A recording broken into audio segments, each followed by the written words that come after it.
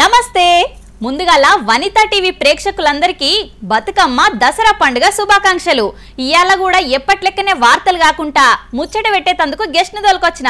అయ్యో ఉట్టి ముచ్చట్లేనా అని మూతి తిప్పుకోకుండ్రులా పండుగ అప్పాలంత కమ్మటి పాటలు కూడా వాడుకుందామని సింగర్ ను పట్టుకొచ్చిన. అమ్మ ఒడిలో కూసోని అందరు మాటలు నేర్చుకుంటే ఈమె పాటలే నేర్చుకున్నది. బడికి పోయి పాఠాలు నేర్చుకుంటేనే పోరుబాట పట్టింది. గద్దరన్నతోటి కదం దొక్కింది, గోరెటితోటి గొంతు కలిపింది. తెలంగాణ రాష్ట్ర సాధనలో భాగమైన పద్మావతక్క ఇయాల్టి మన దిల్దార్ గెస్ట్. అక్క నమస్తే. నమస్తే. ఎట్లున్నారు? మంచిగా ఉన్నారా? చాలా బాగున్నారు. ముందుగాల మీకు కూడా బతుకమ్మ పండుగ దసరా పండుగ శుభాకాంక్షలు. వనితా టీవీ ప్రేక్షకులకు మీకు బతుకమ్మ పండుగ దసరా శుభాకాంక్షలు. థ్యాంక్ యూ, ధన్యవాదాలు. ముందుగాల ఏ పాటతో షురు చేద్దాం అక్క? బతుకమ్మ పండుగ అయినప్పుడు బతుకమ్మ పాటతో షురు చేయాలి. కరెక్టే కదా. బతుకమ్మ పాట అంటే ముందుగాల మీ పాటలో నాకు గుర్తొచ్చేది ఏంటంటే చిత్తూ చిత్తూల బొమ్మ శివుని ముద్దుల గుమ్మ, ఈ పాటతోని మొదలు పెట్టుకుందాం మనం. ఎందుకంటే అసలు బతుకమ్మ అంటేనే మనం పాటలు షురు చేసేటప్పుడు ఫస్ట్ ఇదే వాడుకుంటారు ఎవరైనా. సో ఈ పాట మీకు ఎంతో పేరు తెచ్చి పెట్టింది. ఈ పాటతోనే షురు చేద్దాం. నా జీవితం ధన్యం అనుకోవాలి. బతుకమ్మ పాటకి పద్మావతి ఒక పేరు. ఈ పాట ద్వారా నేను జనాలలోకి పోయినా అంటే నిజంగా చాలా అదృష్టం. బతుకమ్మ పండుగ ద్వారా ఈ సంవత్సరానికి కూడా ఇప్పటికీ కూడా ఈ పాట ఇంకా మారుమోగుతూనే ఉంది. అవును, షురు అయిందంటే ఆ పాటతో. వినాయక చవితి వచ్చిన, బతుకమ్మ పండుగ వచ్చిన సందర్భం లేకుండా డీజేలలో పెట్టుకొని డాన్స్ చేస్తూ ఉన్నారు. ఇప్పటికీ కూడా నా గొంతు ఇంకా వినబడుతుంది అంటే చాలా అదృష్టం అనుకోవాలి. కాబట్టి మీ అందరి కోసం మళ్ళొకసారి ఆ పాట పాడి వినిపిస్తారు. సరే అక్క.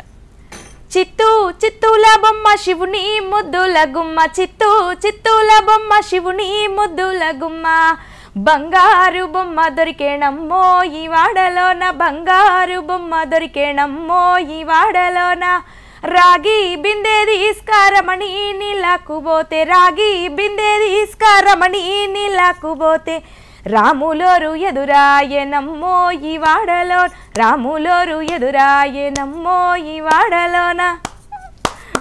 ఈ పాట లేని అసలు బతుకమ్మ ఆడనే ఆడరు. అవును, ప్రతి నోట ఇదే పాట. సద్దుల బతుకమ్మ కంటే ముందు చిన్న బతుకమ్మ స్టార్ట్ అవుతుంది కదా, ఆ రోజు నుంచే ప్రతి రోజు ఈ పాటతోనే షురు చేస్తారు. అవును. ఆయన అమ్మలక్కలు కూడా ఇట్లా అంటే బతుకమ్మలు వాడుతుంటే కూడా ఒకప్పుడు వేరే పాటలతో షురు చేసేటోళ్ళు. ఈ పాట ఎప్పుడైతే ట్రెండింగ్ వచ్చిందో అప్పటి నుంచి ఇదే పాటతో షురు చేస్తున్నారు.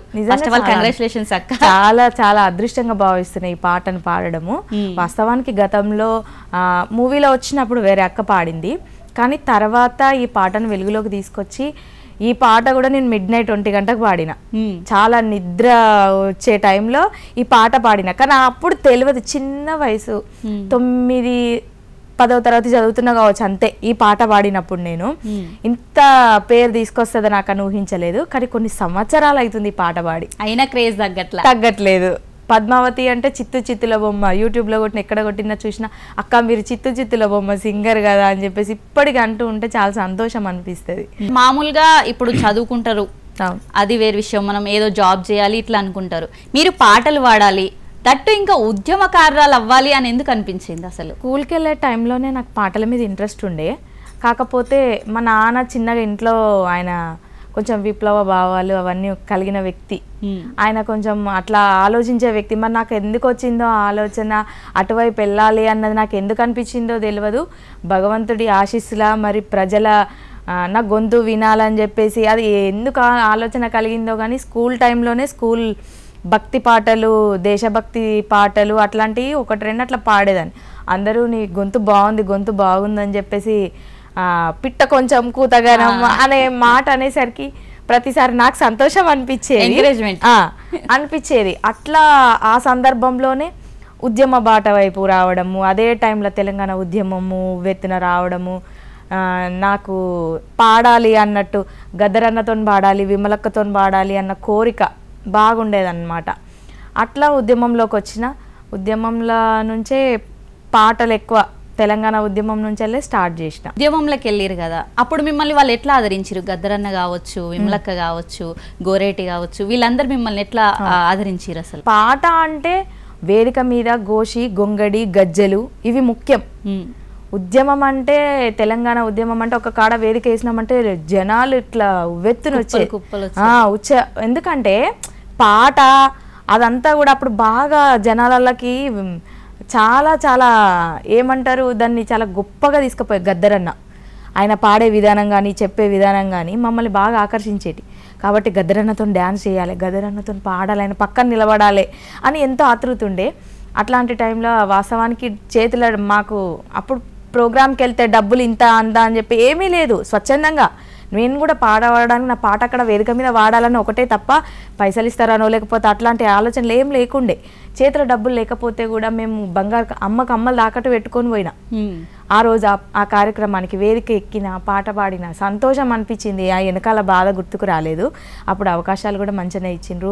చిన్నపిల్లలు ఇట్లాంటి బిడ్డలు రావాలని చెప్పేసి గద్దరన్న మమ్మల్ని ముందుకు తీసుకుపోవడము, మాకు అవకాశం ఇవ్వడం, పాడిపియడము, విమలక్క కానీ ఇట్లా వాళ్ళ ఎంకరేజ్మెంట్ బాగుండేది. కాబట్టి ఇవాళ మేము కూడా వాళ్ళ అడుగుజాడలనే నడిచినాం. ఎన్ని రోజులైనా సరే గద్దరన్న లేకపోయినా సరే ఆయన గొంతు వింటే ఆయన పాటలనే ప్రాణం ఉంది అనిపిస్తుంది. సో మీరేం చెప్తారు ఓ 4 మాటలు? గద్దరన్న అంటే ఒక లెజెండ్. ఆయన గురించి చెప్పే స్థాయి నాది కాదు, ఆయన అనుభవంలో ఉన్న వయసు నాది కాదు. కానీ ఆయనతోటి పనిచేసినాం కాబట్టి, ఆయన అడుగులో అడిగేసినాం కాబట్టి ఇప్పటికీ కూడా ఆయన లేరు అన్నది లేదు. ఆయన గొంతు ఎప్పుడు కూడా ప్రజల్లో బ్రతికే ఉంటుంది. ఖచ్చితంగా గద్దరన్న మాలాంటి కళాకారులలో, మాలాంటి ఉద్యమ గాయకులలో, గొంతులలో ఆయన ఎప్పుడు పదిలంగానే ఉంటారని చెప్పి కోరుకుంటూ, ఆయన దగ్గర పాడడము, ఆడడము నిజంగా దయనార్ సింగ్ అంకుల్ కానీ, బాబ్జీ అన్న కానీ వీళ్ళు నాకు అవకాశం కల్పించిరు. ఆయన దగ్గరికి ఒక్కసారి ముట్టుకుంటే చాలు అని చెప్పేసి అనుకునే వాళ్ళం మేము. అట్లాంటిది ఆయనతోటి కలిసి పనిచేసినాం, చాలా సంతోషంగా ఉంది. ఇప్పటికీ ఎప్పటికీ గద్దరన్న లాంటి వ్యక్తి పుట్టలేడు. ఆయన గొంతును కానీ ఆయన పాటను కానీ తెలంగాణ సమాజం ఎప్పుడు మర్చిపోదు.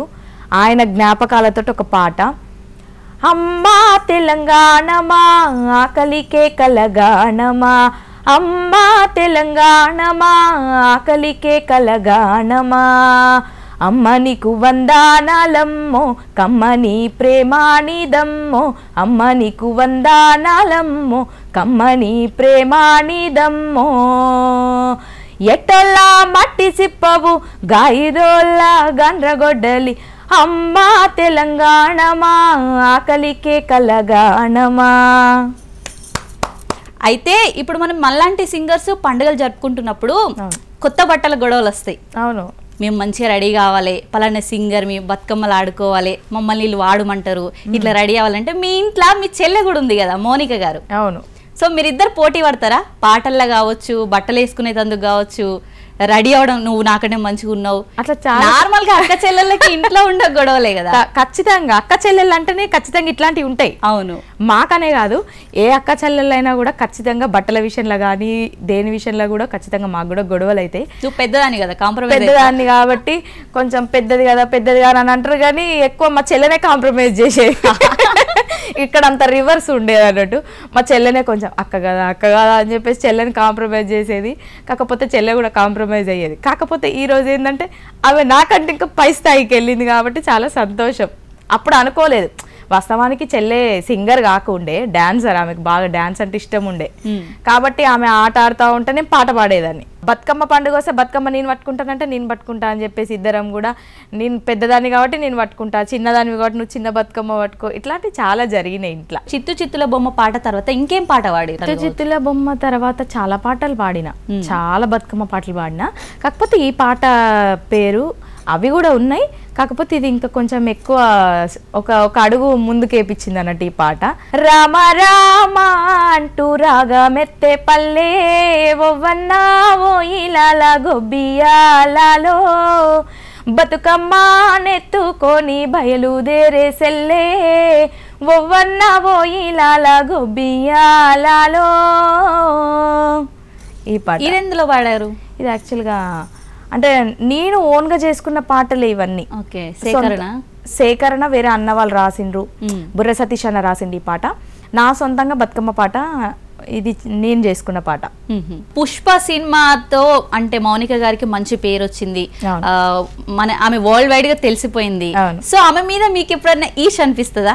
మా చెల్లి ఇంత వాడిందే, నేను పాడలేకపోయాను అని ఏమన్నా అనిపిస్తుందా? లేదు. ఎందుకు అంటే మేము అతి పేదరికం కుటుంబం. యాక్చువల్గా అంత పేదరికం కుటుంబం నుంచి కూడా ఇవాళ పాట అనే ఒక్కటే ఒక ధైర్యాన్ని, శక్తిని అదొక్కటే మోసుకొని వచ్చినాము. మా నాన్న కూడా కూలి పని చేసుకునే వ్యక్తి. ఆయన పని పక్కన పెట్టి నన్ను చెల్లెని ఇద్దరిని కలిపి తెలంగాణ ధూమ్ధామ్లని ఉద్యమాలని అప్పుడు అన్ని జిల్లాలో తిప్పిండనమాట. తర్వాత నాకు పెళ్ళయింది, తెలంగాణ రాష్ట్రం వచ్చిన తర్వాత నాకు పెళ్ళైన తర్వాత కొంత గ్యాప్ వచ్చింది. ఆ టైంలో చెల్లెకి అవకాశం వచ్చింది, ఆమెకి పాడాలి అన్న ఆలోచన వచ్చింది. 2-3 ఫోక్ సాంగ్స్ పాడిన తర్వాత ఆమెకు మూవీలో అవకాశం వచ్చినప్పుడు చాలా అంటే అసలు నమ్మలేదు మేము ఎవ్వరం కూడా. ఎందుకంటే ఇంత ఏదో చిన్న ఊరు నుంచి వచ్చి వాళ్ళ ఉద్యమ పాటలు పాడుకుంటూ జానపద పాటలు పాడుకుంటూ ఉండేవి వాళ్ళ దాంట్లో ఒక్కసారిగా సినిమా అవకాశం వచ్చింది అని అంటే మొదటిసారి జానపదం దాంట్లో మౌనికకే వచ్చింది అవకాశం. ఆ టైంలో ఇది నిజమా కాదా అని చెప్పేసి మేమే చాలాసార్లు అనుకున్నాం అన్నట్టు. లేదు నిజంగా అని చెప్పేసి మళ్ళీ ఫోన్ చేస్తే అప్పుడు నమ్మినాం.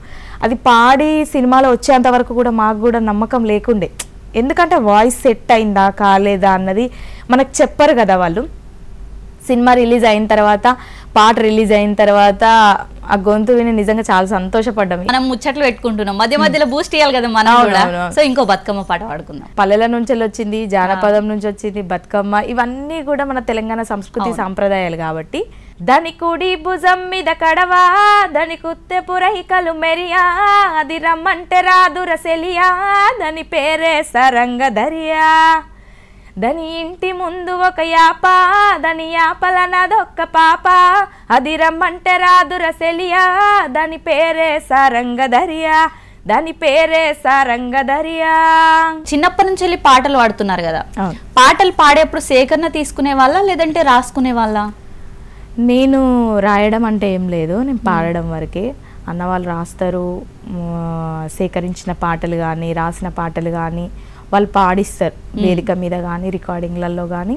వాళ్ళు అన్నవాళ్ళు రాస్తేనే పాడడం, ఓన్గా రాయడం ఏం లేదు. అమ్మ నాన్న ఎంత పేదరికంలోనో మీకు సపోర్ట్ చేస్తూ వచ్చారు కదా, వాళ్ళ గురించి మీరు ఏం చెప్తారు?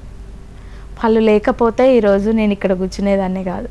ఎందుకంటే ఈ రోజుల్లో ఆడపిల్లలని బయటకు పంపించాలంటేనే ఎంత భయంగా ఉంది. అవును, ప్రతి ఆడపిల్ల తల్లిదండ్రులు కూడా అమ్మాయిని బయటికి పంపించాలంటే సమాజం ఎట్లా చూస్తుంది.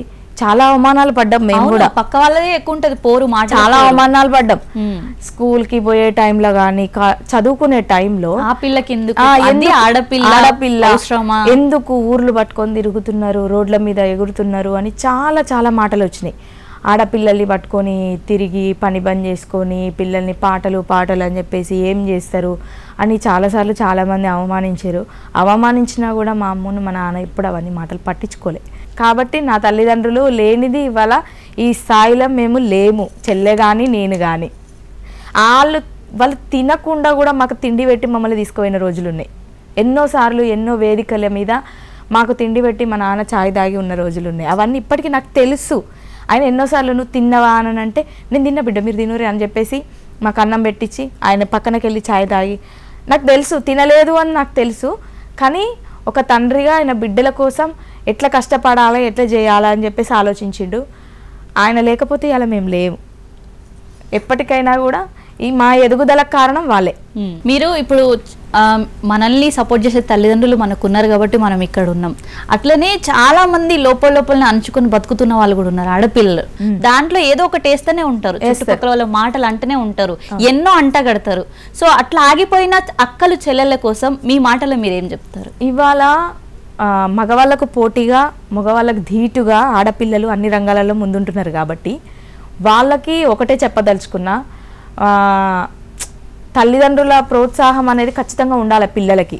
ఎందుకంటే వాళ్ళ ప్రోత్సాహం ఉంటే పిల్లలు దేంట్లోనైనా సాధిస్తారు. కాకపోతే నేను ఇట్లా కూడా చెప్తున్నా, వాళ్ళు వదిలేసిన దాన్ని కూడా వీళ్ళు ఆసరగా తీసుకొని కొన్ని బయట చూస్తున్నాం మనం. కాబట్టి వాళ్ళ టాలెంట్ ఏంటిది, వాళ్ళు ఏం చేయాలనుకుంటున్నారు అనేది తల్లిదండ్రులు ఆలోచించి వాళ్ళకి సపోర్ట్ చేయాలి. లేని ఎడల వాళ్ళను ఒప్పించుకొని, అంటే మీరు ఏం చేయాలనుకుంటున్నారో అది వాళ్ళని ఒప్పించుకొని మీరు ముందుకు వెళ్ళాలి. కాబట్టి అక్కడనే ఆగిపోవద్దని నేను అంటున్నా. నేనేందంటే అదృష్టవంతురాలిని కాబట్టి ఇవాళ నాకు నా పేరెంట్స్ సపోర్ట్ ఉంది కాబట్టి ఇవాళ నేను ముందుకు వచ్చిన చెల్లె కానీ నేను కానీ అట్లా చాలా మంది ఆడబిడ్డలు ఉన్నారు. ఆడబిడ్డలు అన్ని రంగాలలో కూడా ముందుంటున్నారు. ఇప్పటికి ప్రతి దాంట్లో కూడా ఆడపిల్లలు లేనే లేదు. కాబట్టి ఏ అవకాశం వచ్చినా దేంట్లోనైనా కూడా వాళ్ళు భయపడకుండా నిర్భయంగా ముందుకు వెళ్ళాలనే కోరుకుంటున్నాను నేనైతే. ఇప్పుడు మనకు బతుకమ్మ అంటేనే పాటల పండుగ. అవును, దట్టు మళ్ళంటి సింగర్స్ కి ఇంకింత స్పెషల్ అనే చెప్పాలి. అవును, మరి మళ్ళీ బతుకమ్మ పాట పాడుకుందామా? ఏమేమి పువ్వప్పునే గౌరమ్మ ఏమేమి కాయప్పునే గౌరమ్మ తంగేడు పువ్వప్పునే గౌరమ్మ తంగేడు కాయప్పునే గౌరమ్మ తంగేడు సెటి కింద ఆట సిలకాలాల పాట సిలకాలాల కలికి సిలకాలాల కందుమ్మ గుడ్డలు రానువో నడుగులు తీరుద్దరాశలు తారు గోరంటలు ఘనమైన పొన్న పువ్వే గౌరమ్మ గజ్జల వడ్డానమే గౌరమ్మ ఏమేమి పువ్వప్పునే గౌరమ్మ ఏమేమి కాయప్పునే గౌరమ్మ గుమ్మాడి పువ్వప్పునే గౌరమ్మ గుమ్మాడి కాయప్పునే గౌరమ్మ గుమ్మాడి సెటి కింద ఆట సిలకాలాల పాట సిలకాలాల కలికి సిలకాలాల కందుమ్మ గుడ్డలు రానువో నడుగులు తీరుద్దరాశలు తారు గోరంటలు ఘనమైన పొన్న పువ్వే గౌరమ్మ గజ్జల వడ్డానమే గౌరమ్మ ఘనమైన పొన్న పువ్వే గౌరమ్మ గజ్జల వడ్డానమే గౌరమ్మ తంగేడు పువ్వు గునుగు పువ్వు ఇవన్నీ ఒక్క పువ్వు పేర్చి ఆడదు ఏ పువ్వు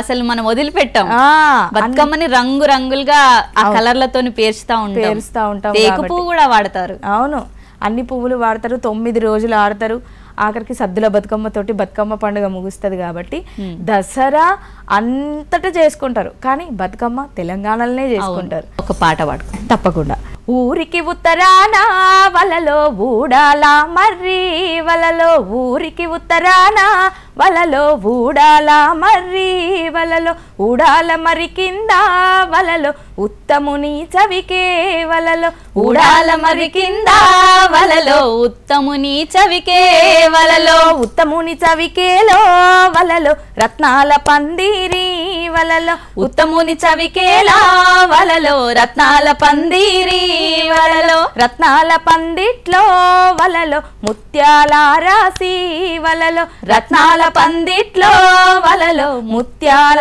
రాసి వలలో ఊరికి ఉత్తరాన వలలో ఊడాల మర్రి వలలో ఊరికి ఉత్తరాన వలలో ఊడాల మర్రి వలలో మావిడి పూసి మావిడి గాసెనా మదానో అన్న వయ్యారి మావిడి పొలములెవరి పాలయ్యా మదానో అన్న వయ్యారి పైన పోయే పక్షుల పాలయ్యా మదానో అన్న వయ్యారే పండ్లు తిని రచ్చలేనా మదానో అన్న వయ్యారి పండ్లు తిని రచ్చలేలే పండ్లు తిని రచ్చలేలే పండ్లు తిని రచ్చలేలే పండ్లు తిని రచ్చలేనా మదనో నవయారి పండ్లు తిని రచ్చలేనా మదనో నవయారి మంచిగా వాడిన లెక్క థ్యాంక్ యూ మీకోసం నేను ఒక కవిత అనుకున్నా చెప్పండి అది పద్మావతి పద్మావతి మీ ఎర్రని మూతి చూడగానే పోయింది నా మతి ఇది ఉన్నదేనా